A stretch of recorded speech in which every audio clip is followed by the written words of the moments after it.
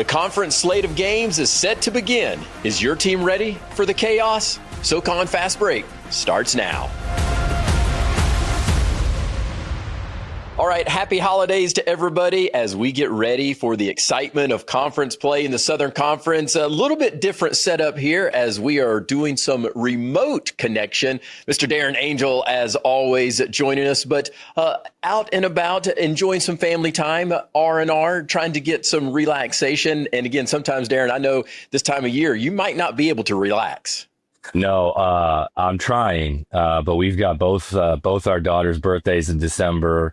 We're traveling here I'm joining you guys from sunny but very frigid St. Louis. It dropped 70 degrees in a span of 12 hours, but can't get away from hoops. Was out watching some good mid-major basketball in the A10 with St. Louis University the other day. So can't get away from the ball, but trying to relax as best I can. Yes, no, I love it. And obviously the excitement of Southern Conference games getting ready to start, and actually starting tonight, ETSU at the Citadel, tipping off the 106th season in the SoCon as far as basketball, and that tip-off is at 6 p.m. So I know there's a lot of excitement, and now this will be an opportunity for one team at least. Whoever gets the win tonight, they'll hold that lead for 24 hours at least. They're atop of the standings in the conference games. And so I know a lot of people are excited about that. And so one of the things, though, that I think we're really excited about is also seeing how these teams are going to measure up against each other relative to the team in the conference. Because it's one thing when you're looking at the non-conference schedule, Darren, and trying to determine, where this team is going to be, how this player is going to perform. But it really comes down to conference play where you can get a true measurement and true evaluation of these teams. No, you're absolutely right, because, we talk about, Western Carolina, for example. According to the net, they've played the 23rd toughest schedule in the country, and they're sitting at 4-7. But when you pair them up with an opponent in the Southern Conference, that hopefully prepares them to put themselves in a different situation and be as well prepared as they can. But like you said, it's really hard to fully evaluate them as compared to somebody else in the league that maybe hasn't played as good of a schedule or frankly that has. Now is really the time, like you mentioned, where we get to see kind of how things are going to shake out and just kind of how good each team is and how they match up with Southern Conference opponents. Because, another thing that is probably worth discussing is the Southern Conference has a pretty, interesting style of play or a style of play that's different than, what some of these teams have faced out of conference. A much more, guard-oriented league, a lot of shooting, et cetera. So, yeah, it's really exciting to kind of see now, hey, how does everybody match up? Let's go, roll the balls out and let's do this. Yeah, no, I agree 1,000%. And a lot of teams, they're going to either showcase that they're contenders or we're going to find out that they're pretenders. And there's going to be certain teams that have more to prove. When you look at like a UNCG, are they going to be a team that can get things going in conference play and silence some of the doubters in terms of Mike Jones? He's not having his team that's playing connected on the defensive side. The defensive unit is not really playing that well. Furman with a 5-game winning streak, can they continue that stellar play heading into conference action? And that's a big game tomorrow against Mercer at noon. So we'll talk more about that, and very excited because we're going to be talking with Mr. Ben Vander Wal, senior forward there for the Furman Paladins. He will be able to join us. So make sure you stay tuned right here. And also just go ahead and hit the subscribe and follow button. It's so easy right there on YouTube. And then you're not going to miss any of the action. And also there on Apple Podcasts, Spotify, wherever you get your podcasts. Make sure you subscribe because it doesn't cost you anything. It's all free. It just helps us out. So make sure you hit that subscribe button. But we're excited to be able to talk to Mr. Ben Vander Wal coming up. All right. Also, Darren, one of the things that we do need to maybe step back in a little bit of history, and let's go back to the beginning of the season and revisit the preseason poll, because now everybody's clean slate. Yeah. It's 0-0. But when we look at the preseason poll, Chattanooga #1, Furman #2, Samford followed by ETSU, UNCG sitting there in that 5th spot preseason, VMI at #6, and obviously a lot of excitement for VMI heading into the season, how they finished the season there in Asheville. and Ricky Bradley Jr., the preseason player of the year, but he's MIA. Now, the reports are, according to Andrew Wilson, that he's expected to be back for conference play, and they open there at home against Samford. So we'll see how that plays out. But you've also got Western Carolina at 7, Mercer at 8, Wofford at number 9. And we've already talked about it, Aaron. That might be the biggest surprise in the Southern Conference right now, what Kevin Gilder has been able to do, the head coach there for Wofford. And then the Citadel at number 10. And knowing that we're seeing some things that Citadel is struggling right now, can they pull some pieces together? And again, tonight, ETSU rolls into town, and Brooke Savage's team has been on a tear in the non-conference, playing very efficiently on the offense and defensive side. And so we'll talk about that matchup. But that's how the preseason poll looks right now. But when you look at the standings, it's Furman, ETSU, Mercer, and Wofford atop of the standings. Again, it's non-conference, but it is giving you an indication of what teams are putting things together as we head into conference play. No, certainly it is, because the reality is you can say all you want about different opponents, strength of schedule, this and that. It's not often that you see a team that comes into conference sitting at, 4-8 or 4-9 or 3-10, and all of a sudden the switch flips and they end up winning the league or competing for the league. So to your point, the teams that have had success so far, unless something crazy happens, those are likely the teams that are going to kind of continue down that path. And so there's certainly something to be said about where these teams stand. And, I know we'll talk about it probably a little bit more in the episode, but, you talk about Mercer and Wofford sitting there tied at 8-5. Arguably, there's 3 teams there at 8-5. So you can make the argument, they're sitting there in second, obviously. Look, those 2 teams in particular, what a surprise, and great for the league, right? Because yes, I think you've got some really, really good basketball played on the upper end of this league, which is usually the case. But I think there are 4 teams here that, they're playing good basketball right now. Make no mistake about it. Yeah, when you look at those 4 teams, as we're talking about, ETSU, Furman, Wofford, and Mercer.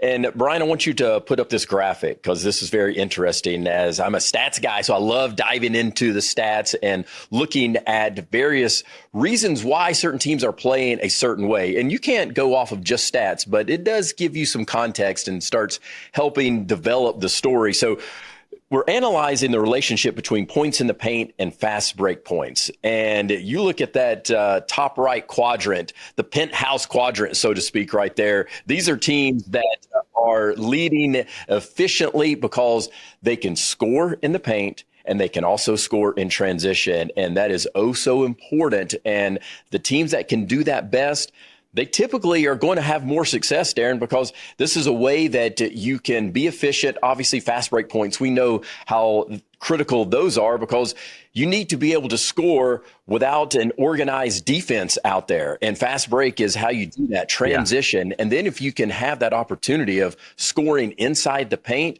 then that makes the defense shrink. They're rotating. It's going to create open lanes for drives to the basket, or it's going to even open up opportunities out there on the perimeter. And if you can have some of those gravity type of guys, those gravity players that they bring in the defense there and get them off of their assignments out on the perimeter, that's what's going to open things up. And we can see these 4 teams, Mercer, Wofford, and Furman, and ETSU, they've been able to showcase they can do both scoring in the paint and getting out in transition. Absolutely. And, one of the things that you mentioned there about guys that have force to be able to get downhill and get to the rim. And, you look at ETSU in particular, kind of leading the pack there in the points in the paint and points in transition. When you have guys that can force the gravity downwards and be great straight line drivers and be able to put pressure on the rim. Obviously, if they're able to score, you're going to shoot a higher percentage at the rim. But also, as you mentioned, you start getting teams in rotations at that point, right? And, if you can drive and spray it out, now you start getting teams in rotation where if you have some shooting, which, the top teams in this league have illustrated already that they can shoot it from deep, but you get your guys that can really shoot it easier two feet, ready to go, set shots, or you create another driving opportunity, right? And so when you start to get these teams in defenses in rotations, it starts to make offense that much easier. And as you mentioned, I don't think it's a mistake that those 4 teams at the top that you mentioned are the 4 teams that are doing it best. Because again, as you said, right, if you're scoring it in transition and you're scoring it at a high level in the paint, guess what? You're going to be shooting a pretty effective and efficient shooting field goal percentage. And so, I think that's not really any secret recipe or secret sauce, but, I think those 4 teams in particular have really done a good job offensively. And what's been interesting to me too is the amount of points in transition that ETSU has gotten. And I think what a lot of that says is they're generating turnovers and they're guarding, right? And a lot of that stuff is generated off turnovers, not necessarily off misses and trying to get out and go as fast as you can. I think a lot of that is off generated off turnovers, which is, if Brooks Savage's teams are doing that, that's scary with some of the offensive firepower that they seem to have on that roster this year. No question. And part of that is the roster that he's been able to build there at ETSU. And you talk about it from a defensive standpoint. Yeah, they lead the league in blocks and steals. So that's a pretty easy equation to understand. They are creating some of those turnovers and getting out in transition. And then you look at Furman, when you've got a Cooper Bowser and you've got a Charles Johnston on the front court, and Charles Johnston can step out and he can hit a 3 in transition. But Asa Thomas has been the guy that all of a sudden has opened things up significantly for Furman, how hot he's been shooting from the outside. But you also got Alex Wilkins, that you can't sleep on him because he can take you to the rim and he can also come out in transition and knock down the 3-point shot. Absolutely. And I think, look, that is the best front court duo with Johnston and Bowser, I think, in the league. And, Johnston gives you a lot of different options because he can score it inside. But as you mentioned, he can step out and knock down that 3 at a high clip. And so he presents a really interesting matchup. And then Cooper Bowser, they've done a great job getting him in ball screen action and actions where he can roll hard to the rim for easy lobs or at a minimum easy touches, and so he's leading the country. I think you mentioned this last episode. He's leading the country in field goal percentage. And then you throw in Asa Thomas with his ability to stretch the floor, that is a formidable group. And then the last piece there, you mentioned Alex Wilkins. Man, we've talked about it before. This guy, he gets downhill and he just makes it look easy. He can finish in traffic. His deceleration ability is very, very high level in terms of him still maintaining body control, getting to the rim.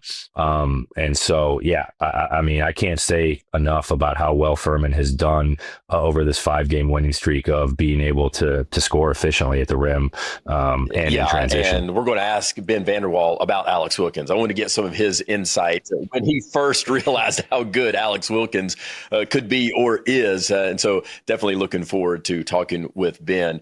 And now also you look at Mercer and Baraka Okoje and Armani Mighty, and then you've got Quentin Perkins II out on the perimeter and Zaire Williams. So you've got some guys, and again, you're talking about the pick and roll and the ball screen action. Okoje and Mighty, they are doing it at a high clip, and that's why this game tomorrow, Mercer and Furman, man, that is top notch to have an opening game for both of those teams against each other right now. I agree. And it's funny, when we were looking at the preseason schedule, would we have considered circling this game as maybe being one of the best conference games of the season? Probably not, but we are now. That's for certain. Yeah. Look, I mean, there's certainly other arguments to be made, but as of December 30th, 2025, the 2 best teams in the league may be playing against each other tomorrow, opening up. Again, a lot of room for conversation there. I'm not saying that, but certainly 2 of the top 4 teams in the league are squaring off tomorrow night. And look, it's a fun matchup because it's 2 teams that like to get up and run and they want to play. And it's 2 teams that have really strong inside-outside presence. They can beat you up inside if they need to, and they've been good on the glass. but they also have guys that can shoot it. And look, they're going to get up and go, both teams. So you have to be able to get back and set your defense, and you have to kind of figure out, do you want to hit how hard do you want to hit the offensive glass? Because we know we got to get back in transition. And obviously, tip-off for Southern Conference is tonight, ETSU and the Citadel. But we're all excited that we might be saying that things are tipping off tomorrow. But that's tipping off tomorrow for both of those teams. And obviously, there's some other games that we're going to talk about as well. All right, real quick, though, the net rankings. Let's take a look at the net rankings as of right now. December the 30th, Mercer, they're leading the conference at 134, ETSU at 145, Furman 155, Wofford 211, Samford at 256, Western Carolina at 279. And that's interesting what you talked about, the strength of schedule, number 23 in the country there. And so Western Carolina has played some difficult games and even had 3 quad 1 games. Now, obviously they lost those, but that just showcases, that they did have a tough non-conference schedule. It'll be interesting to see how that will help them come conference play. And then you've got Chattanooga at 281, UNCG, again, the surprise at 302, VMI at 344, and the Citadel at 357. And also Mercer, their strength of schedule is 55, is 55th in the country, I should say. And so, they've had a tough schedule also, but they've been able to be very competitive in some of these games against Washington State. There took them down to the wire. Clemson took them down to the wire. So Mercer is definitely a team. That's why, again, I know we're excited to see how that's going to play out come conference play. All right, other games in the Southern Conference that we're looking at. Again, obviously, as we mentioned, ETSU and Citadel tonight. Mercer, Furman, and then also you've got Wofford at Western Carolina. And I know this one's interesting because Wofford and their run right now, what they've been able to do, and obviously Kevin Gilder, we've talked about it, but going on the road, Western Carolina, that's not the easiest place to play. I know there might not be a lot of fans there, but it is somewhat of a challenge for whatever reason. That seems to be a place where teams have some confidence going into it and then walk away with a loss. Perfect example. Us at Furman 3 years ago, go in there on New Year's Eve and we lose. To your point, that's the only gym I have 0 wins in as a Southern Conference assistant coach. Never got to win in Cullowhee. But yeah, it's a sneaky tough place to play, and I think it's a really interesting test for both teams, right? Because I do think I'm still very intrigued with what Western Carolina can be, because I do think they've got 3 guys that, and we talked about it before. I think they've got 3 guys that can be really dangerous altogether, or can be really dangerous on any given night, that are going to give them enough firepower. And they played a really tough schedule. So, I am very curious to see what that team looks like. And then the flip side is we've got a Wofford team that has surprised all of us and has played really well and has looked all of the part of being, an upper echelon team in the league so far. Can they go on the road on New Year's Eve, where it is probably going to be a pretty sparse crowd? And can you go in there and get a early road win? So I am excited about that as well. Yes. All right. Other games on New Year's Day, Samford at VMI. We talked about, will we see Ricky Bradley Jr.? That's the big question. And can they make that trip to Lexington and get a victory? Chattanooga at UNCG.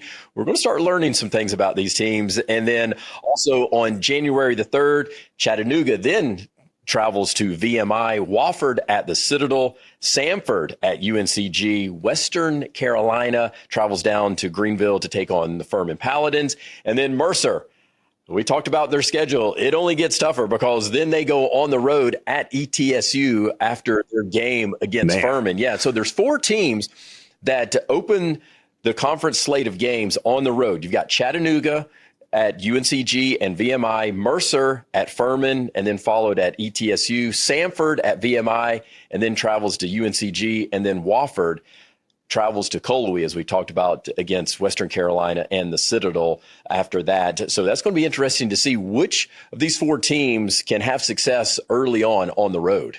Yeah, look, I mean, some games that if you're going to be competitive and have a chance to win this league, some of those teams that are on the road are in positions that they got to get those, and I'm curious to see how Chat will start out here, because I think they've had some injuries, they've had some stuff that's happened to them, the schedule, etc. But certainly I don't think where any of us anticipated them being heading into conference play. So I'm very curious to see how they start their conference slate out. And you mentioned Mercer. We're obviously on the Mercer bandwagon. But can they get off to a good start in league? Because you put yourself in an 0-2 hole. I don't care how good you are. That's right. It's an uphill battle, because the reality is that the team that wins the league is probably going to have somewhere between 3 and 5 losses, and 5 is certainly on the far end of that. Like, that's probably not going to be the case. So if you somehow can't get at a minimum one of those, and you put yourself in an 0-2 hole, it's a tough hole to be able to dig out of unless you can go on a really good heater at some point in the league. And so definitely a challenge here for a couple of these teams to see, hey, at a minimum, you got to split these. No question about it. And you talk about Chattanooga, obviously, again, the preseason favorite there. And can they get some more production out of a guy who has been performing really well? And we didn't get to spotlight him last week because of Christmas week, but Jordan Friesen, he was named the player of the week, and he went on an incredible tear. He scored 20 or more points in 4 consecutive games. He had 27 points and 9 rebounds in the win against Alabama A&M. And for the week that he won the award, he averaged 23.5 points per game and 6 rebounds per game, and only had 1 turnover in 74 minutes of action. That's pretty efficient right there. I'll go ahead and tell you that. That's for certain. But we do have a fresh face that just was named the player of the week in the Southern Conference, and that's Wofford's Jaden Tyler. He's been named the SoCon player of the week after he exploded for 24 points in just 16 minutes off the bench in Wofford's win against Union Commonwealth. 5 of 6 from deep, and he's shooting 65% from three-point range on the season. So it's not a lot of minutes, but when he's out there, it seems all of a sudden he's heating up right now. Yeah, and he's a guy that, I mentioned it in the preview show. I'm curious if this was a potential breakout game for him in some way, shape, or form. Played for a really good program in Chicago, won a state championship, was well coached. Is he a guy now that we talk about some of the young guys for Wofford stepping up early and how they may grow as we get closer to conference season and what sort of impact they can make? Man, if they can add another freshman into the mix to be able to give them some significant minutes, only makes them deeper. Yeah, no question about it. But I am a little confused, though. I wondered if they were actually going to give a player of the week award, because there weren't really many games. And I'm still surprised that it's a freshman that they give it to, and Jaden Tyler. And this is nothing to disparage Jaden Tyler, because, he's playing really well. But you also have Chase Watley there. You have Brian Sumter there for Wofford. What about Alex Wilkins? You've got Mario Tatum Jr. of VMI. You've got some other freshmen that have played extremely well. So it was a little bit of a surprise there that Jaden Tyler, but well-deserved, though. No, certainly very, very well-deserved. Look, he obviously played well, shot it pretty efficiently in just 16 minutes. But I think one of the cool things that you mentioned there, and obviously the point you're trying to make, is like, there are a lot of really good freshmen in the league this year, and it's really exciting for the league, I think. And fingers crossed that with this new crazy world that we're in, we get a chance to see these guys for more than just this year, because I think it's a really exciting group of freshmen in the league. And you mentioned a bunch of those guys. I think you and I would both agree, if we were betting, one of those names that you just mentioned, we're going to be highlighting at least on one occasion here as we move forward. That's right. All right. Speaking of moving forward, and we'll move from freshman to a senior, an OG of the Southern Conference, Mr. Ben Vander Wal is joining us. So make sure you hit that subscribe button. Again, it's so easy. It doesn't cost you anything. Hit subscribe or follow wherever you get your podcast: YouTube, Apple Podcasts, Spotify, including the iHeartRadio app. All right. Our conversation with Ben Vander Wal. All right, as promised, it is our honor and privilege to bring in Mr. Ben Vander Wal, senior forward for the Furman Paladins. And how many times are you excited when you get to hear your name being announced, Ben, and they say 6'7" from Elmhurst, Illinois, right? all the kids are yelling at me about that, man. They all love that. I'm falling for it sometimes, but it's definitely funny. Oh, I love it. Will, you are the OG of the SoCon. There's no question, and obviously OG of the Furman Paladins this season in 2025. And I do have to ask you, though, just so many times we hear the name Ben Vander Wal, and the first thing that we hear is the glue guy, the ultimate glue guy in the conference in college basketball. What's your definition of glue guy? What's your definition of glue guy? What does that mean?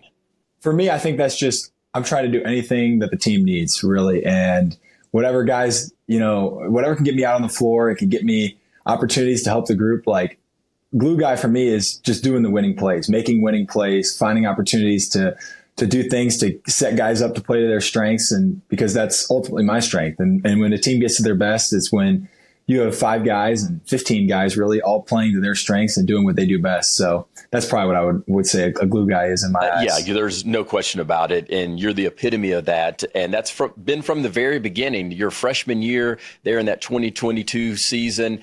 And just your memories of what we call that season now, obviously winning the Southern Conference Tournament Championship for the first time in 43 years, Cinderella story there against Virginia in the NCAA tournament.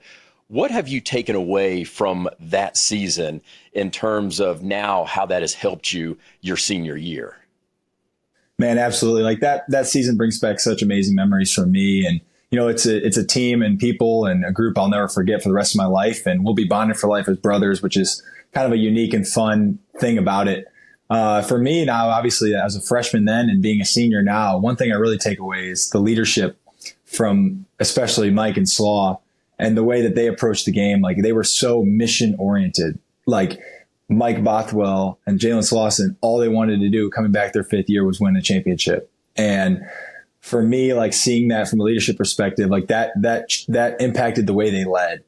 Like they didn't lead to necessarily, about themselves. It was all about, can we get this group to best? Can we get this player to best? Can we get our team playing best in March? And ultimately that was what we did once we went through a little adversity in November and December. And, November was really hard with that team. We lost some games that we shouldn't have lost. And, everybody was kind of freaking out, like, what's going on? Why are we losing to Old Dominion why are we losing to Old Dominion? Why are we losing to High Point? Like, and now all of a sudden we found a group and found a rotation and found a team that was so focused on winning. And, we became hard to beat and it was just so mission driven. So from that team, can I take away this mission driven mentality from the leaderships? And I think that's what I'm trying to at least bring a little bit of into this season.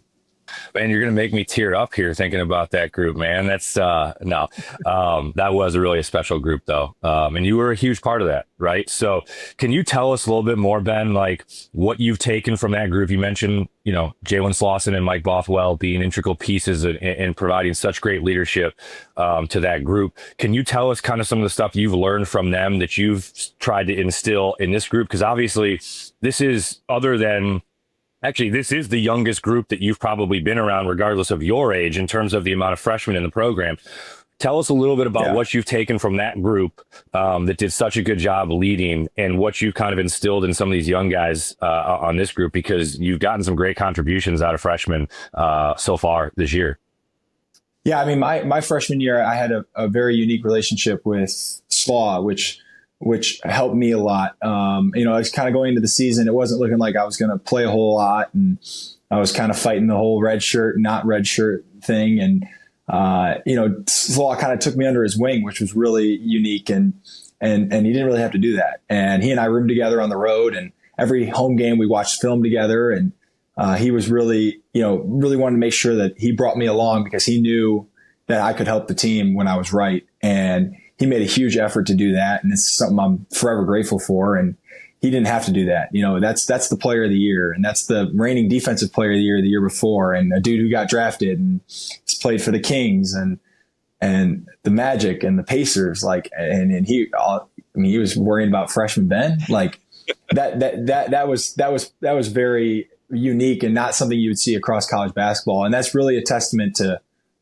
Jalen. That's a testament to Coach Ritchie. It's a testament to this program where there's a huge emphasis on being better together and bringing guys up and elevating people to play at their best. And, we always talk about having role clarity and role definition from coaches, but then also role acceptance from the players. And I think that group, once we got rolling and got it figured out, that group had the best role acceptance of any team that I've probably seen, because everybody was just so invested in winning. And everybody was just like, man, this might not be the role that I want right now, but like, this is what I'm going to do, because this is going to give us the best opportunity to go win 3 games in March, and then ultimately win a 4th game in March, where we head down to Orlando and beat Virginia. So it was a fun group. And Mike for me is somebody where, when you think about leadership, like his positivity and his leadership, the way he was able to bring out the best in guys, like you wanted to play with Mike Bothwell. Like that was just how it was. Like when you played with Mike Bothwell, you were a better player. And because he made you better, because he gave you confidence that like, hey, even if you screw up, like he's going to encourage you and he's going to help you. And like, that's something that I've tried to navigate, as now I've stepped into a leadership role, is like, man, can I lead like Mike in that aspect? Like, can I be a positive leader and somebody that, and that's something that's a little harder for me. And that's something that I've kind of self-diagnosed, and people have diagnosed for me. Coach Ritchie's tried to help me through that. And it's like, can I try to help guys through positive leadership? And, there was times where Mike would turn up on us, but I mean, I'll never forget this. We were in the SoCon championship game, and it was halftime. We were up 3, and we, obviously they had Jake Stevens, who was, I mean, if he didn't get hurt, he would have been very much a contender for player of the year with Slauson. And he was, I mean, he's a heck of a player. And the whole key to that game was ball screen coverage, because, if we had to help off Stevens, we were going to get cooked. So we needed to have great on-ball defense. And Mike came into the locker room at halftime, and he was like, man, we need to defend ball screens better. I'm doing it worse than anyone. Like he took the blame himself. And it was this point where he could have come in and been like, you need to do this better. You need to do this better. But it was like, no, like we need to do this better. I'm doing it the worst of anybody, which probably wasn't even true. But he was like, I'm going to take the blame. And everybody's kind of like, okay, like we need to do this. Like Mike got us all excited. Like we can do this. We just got to defend better. And it helped us a ton in the second half, build that lead. And that's just an example of many different examples from Mike, where he was able to bring out the best in guys by not tearing dudes down, but building them up and taking blame himself even sometimes. That's right. And isn't basketball and sports almost it's cruel at times, because you have that experience winning the conference tournament championship, and even so close against that Western Carolina team there in the semifinals. Ben, we know it almost didn't happen. That was a scary game. And I know you talked about it, how scary it was, but then you get the euphoria that you do win that championship and go on for that magical run. But then last year you lose in the tournament championship against Wofford. And there it seemed the last couple of minutes, Furman was in that opportunity to win another championship there, and it's taken away from Wofford. So you experience both sides of the highs and the lows. Yeah, I mean, it's kind of how basketball works, man. Like you feel the pain in Asheville, you feel the joy in Asheville, and you can't have one without the other. The reason you feel the joy is because for that group the year before I was here, they felt the pain of losing in the most heartbreaking fashion in Asheville. For us last year, I mean that game could have gone either way. I mean, that was an unbelievable game. I mean, it was probably, outside of my freshman year, that was the most enjoyable game I've played in my entire college career, in terms of coming out for warm-ups 45 minutes before the game, and it's almost packed already. And you've got Furman fans and Wofford fans chanting back and forth, let's go Furman, let's go Wofford. Like, couldn't have been a cooler experience. And like, I mean, that game didn't go the way we wanted, and we didn't defend the way we needed to win a championship. And we know that. But it's like, you can't have the pain, you can't have the joy in Asheville without the pain.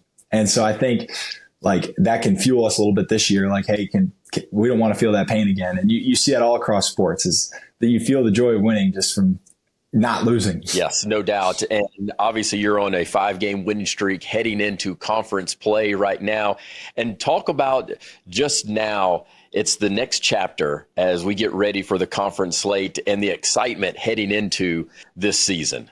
Man, I'll tell you what, the Southern Conference has maybe the best schedule in all of college basketball. I love SoCon play.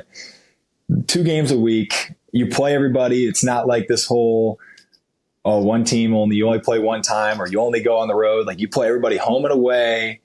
You play 18 games. You get to go to Asheville. Everybody gets a chance. It's a ton of fun, and I love it. And I've gotten to experience now for 4 years. And there's nothing better than getting on a bus after a Wednesday away game, and you're checking all the scores as you drive home. Like, it's a ton of fun. So I'm super excited what this group can do. I'm excited to get this thing going, and it's a fun group we have this year. Like you said, it's a young group, but we really have grown, and it's just fun to see guys kind of come into themselves and come into their roles. And it's been fun to see guys step up and play different roles. It's been a fun year so far. Yeah. And, you mentioned kind of talking about guys growing into their roles. You guys played a really tough non-conference schedule. I mean, we've talked about it on the show before. I know I'm biased, but I would put your guys' non-conference schedule from a mid-major perspective up against anybody in the country. I mean, you guys played, every mid-major team you played has a chance to win their league or was predicted to win their league. How has that prepared you guys to be ready to go for conference play? And then what do you kind of see as the biggest key as you get ready for conference play so that you guys are aligned to be able to go win in Asheville?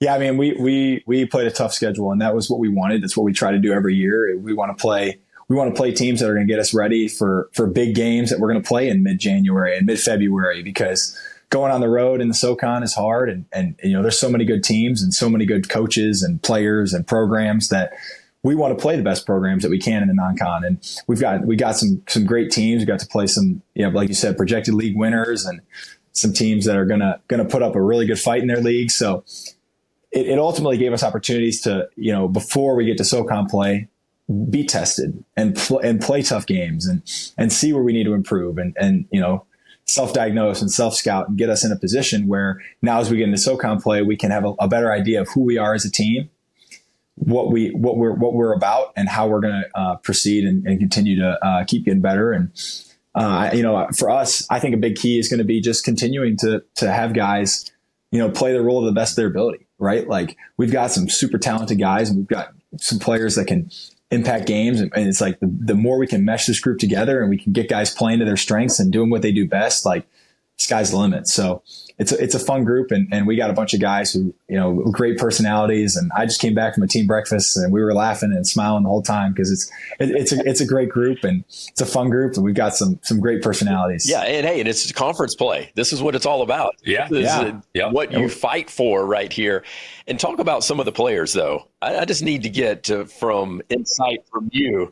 When did you realize how good Alex Wilkins is going to be? Man, he's quite the player, isn't he? This summer we could see flashes where it was like, man, this dude can put the ball in the hole. This guy's making plays that kind of nobody else can. He's making pull passes, he's making tough shots, he's throwing lobs, and it was just like when the ball was in his hand, I mean, that thing was just on a string, and all of a sudden it was like, man, like, this dude is really good, and obviously Coach Ritchie, believes in his guys and recruits guys that he thinks can help this team. And all of a sudden we were like, man, this guy's gonna play for us. He's gonna play a lot.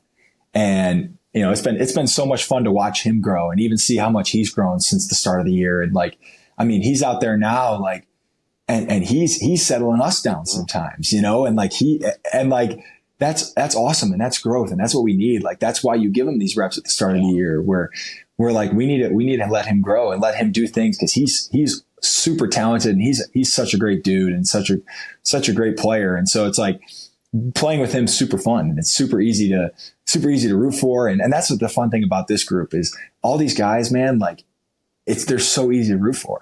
I want all my teammates to play awesome every single game. And it's like, you don't see that across college basketball, especially in the landscape today, where it's like, oh, well, this guy's making this much money and this guy's taking my minutes and this guy's doing that. Like, man, with this group, like, it really doesn't matter. Like, it's all about can we get guys playing their best? Like, last game, Asa Thomas couldn't miss. Like, I was jumping up and down like you wouldn't even believe on the bench. I mean, I was so happy to see him making all these shots, and like I'm coming out to half court yelling, "It's Chicago," because that's my guy, and we got the Bears bond, and we got all that. So it's such a great group, and we've got some super talented pieces, and it's just fun. It's fun to see it all mesh together, and hopefully we can keep this thing rolling. Yeah, and just even the front court, Cooper Bowser, Charles Johnson. I mean, it is a dominant front court here in the Southern Conference, and Cooper Bowser, I know a little bit of the injury. Hopefully he's going to be back healthy from that side of things.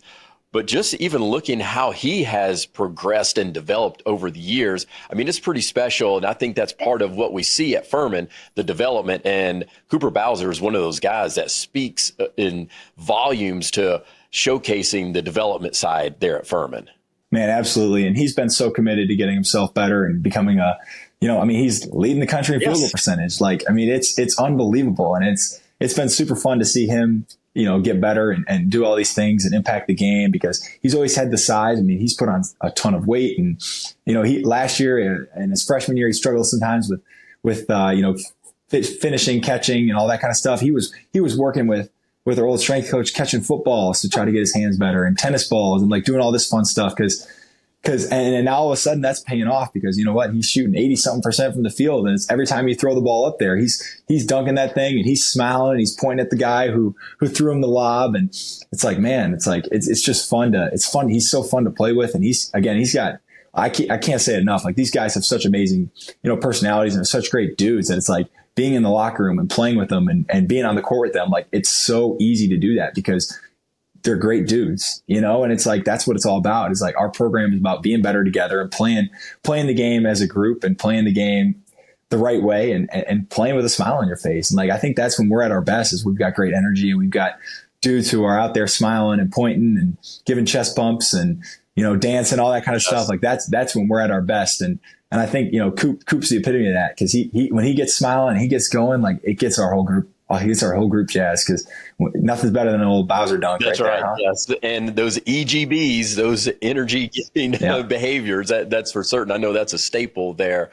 All right. So, talking about some of the personalities, who's the jokester on the team? Who's the funniest person, and who can make fun of Coach Ritchie the best, or do an impersonation of Coach Ritchie the best?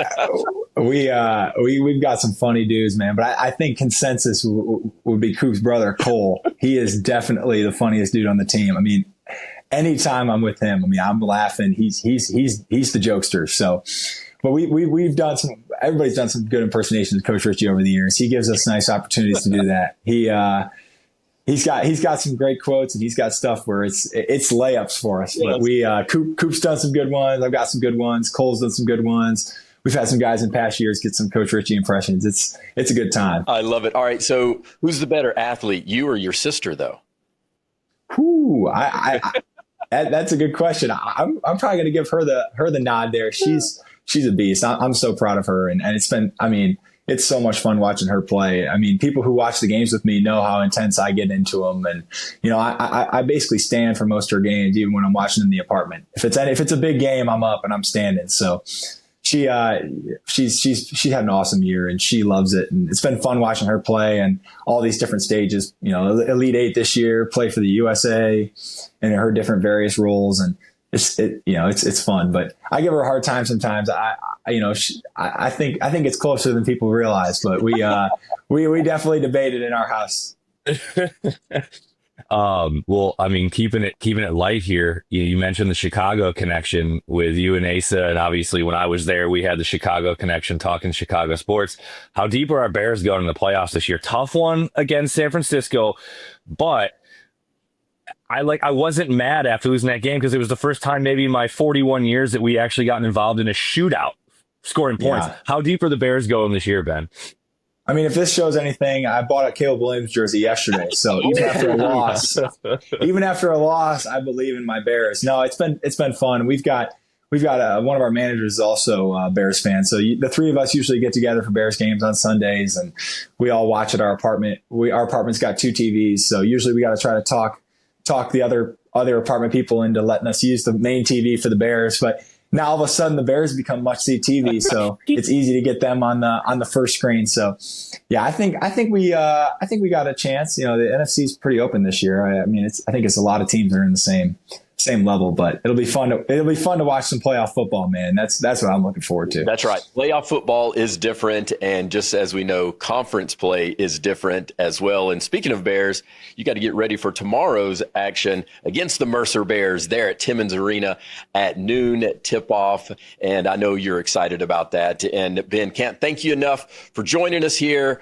on SoCon Fast Break. You're the very first player guest we've had on the show. So, man, again, I'm honored. I'm honored. You guys are my guys. So I absolutely had to get on here and knock this out with you. And, thanks to you, we've got a nice little documentary to look back on our freshman year. Yes. So, we're indebted to you for that for a while, because I'll be showing that to my kids and my grandkids someday so they know I'm not just some old guy talking about the good old days, but I'm actually telling them about a great experience. Yes. So thanks to you for that. You are welcome, and it was an honor, and you were an integral part of that whole story, that whole season, yes, sir. Part of the documentary as well. So again, Ben, thank you so much, man. Have a great day. Thank you. Thank you, guys. Good luck tomorrow night. And that has been Vander Wal, Furman forward. And if we get ready for more Southern Conference action, and if you want to, it's easy. Just hit the subscribe or follow button so you don't miss any of the great content that we're going to be putting out each week, as now it is conference play. So remember, hit that subscribe, follow button, YouTube, Apple Podcasts, Spotify, wherever you get your podcast, including the iHeartRadio app. Until next time, may all your jumpers hit nothing but the bottom of the net.